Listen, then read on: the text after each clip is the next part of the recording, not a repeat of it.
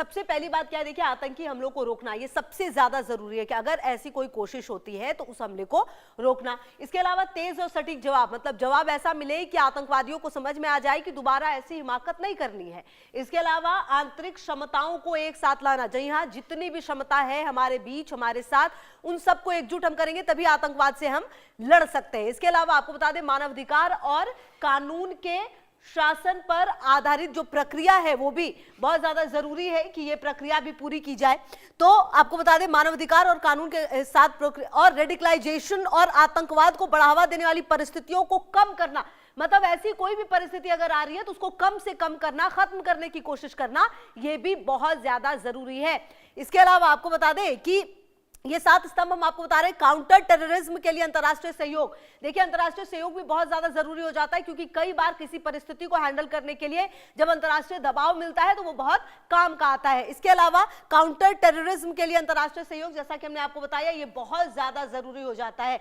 और रिकवरी और पूरे समाज का दृष्टिकोण, ये भी काफी ज्यादा खास है। जी हाँ, अब देखिए कि कहीं ना कहीं अगर आप इस पूरे परिस्थिति को समझे तो आतंकवाद पर भारत शायद इतनी ज्यादा रोक लगा भी इसीलिए पाया है क्योंकि भारत ने अपने हर उस कमजोर कड़ी पर काम किया है। जैसे पहले किया जाता था भारत के साथ, वो अब भारत के साथ नहीं किया जाता। भारत अब आतंकवाद के खिलाफ ना सिर्फ इसको खत्म करने की कोशिश कर रहा है, बल्कि जहां जहां से आतंकवाद को जन्म देने की कोशिश की जाती है, भारत को नुकसान पहुंचाने की कोशिश की जाती है, भारत उस जगह पर जाकर, भारत उस जगह पर घुसकर आतंकवाद को खत्म करता है। मतलब भारत, ये नया भारत है जो घुसकर मारता है, जो बात लगातार कही गई है।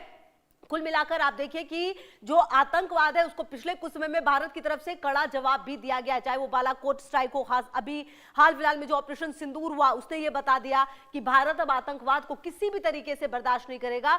कई अलग अलग मंच से देश के प्रधानमंत्री से लेकर रक्षा मंत्री तक इस बात को कह चुके हैं कि ये नया भारत है और ये किसी भी तरीके से आतंकवाद को बर्दाश्त नहीं करेगा। आप देखिए जम्मू कश्मीर में जो आतंकवादी हैं वो 2014 के बाद कितने आतंकवादी ढेर हुए, इसको भी आपको समझना चाहिए, तभी आप समझेंगे कि पिछले 10 से 11 साल में क्या बदलाव आया है जिसका जिक्र हम लगातार कर रहे हैं। आप देखिए 2014 की अगर आप बात करें तो 10 को मारा गया, वही 2015 में यह आंकड़ा बढ़कर 100 हो गया, 100 आतंकवादियों को मारा गया। 2014 में 110, जबकि 2015 में 100, 2016 में 150 से ज्यादा। जी हाँ, ये संख्या 2016 में 150 से ज्यादा हो गई जम्मू कश्मीर में आतंकवादियों को खत्म करने की। 2017 में ये आंकड़ा और बढ़ गया और 210 ये आंकड़ा हो गया। मतलब देखिए अगर 2014 में 110 था, ये 210 हो गया 2017 में। 2018 की अगर आप बात करें तो यहां पर आपको बता दें कि 250 से ज्यादा आतंकवादियों को खत्म किया गया है। वही अगर आप 2019 की भी बात करें तो यहां पर भी देखिए 160 से ज्यादा आतंकवादियों को खत्म किया गया। वहीं 2020 की अगर आप बात करें तो देखिए 220 से ज्यादा, मतलब हर साल आतंकवादियों को खत्म करने का जो सिलसिला है वो लगातार आगे बढ़ा है। वहीं आप देखिए 2021 में 180 से ज्यादा आतंकवादियों को खत्म किया गया। वहीं 2022 की अगर आप बात कर ले तो यहां पर भी आप देखिए कि 190 से ज्यादा जो आतंकवादी है उनको खत्म किया गया। वहीं यह आंकड़ा हर साल बढ़ा है, लेकिन कभी कभी ऐसा भी हुआ है कि डर के मारे आतंकवादियों ने घटनाएं कम की है तो उन्हें कम खत्म किया गया है। लेकिन लगातार ऑपरेशन ऑल आउट जो है वो जम्मू कश्मीर में चल रहा है।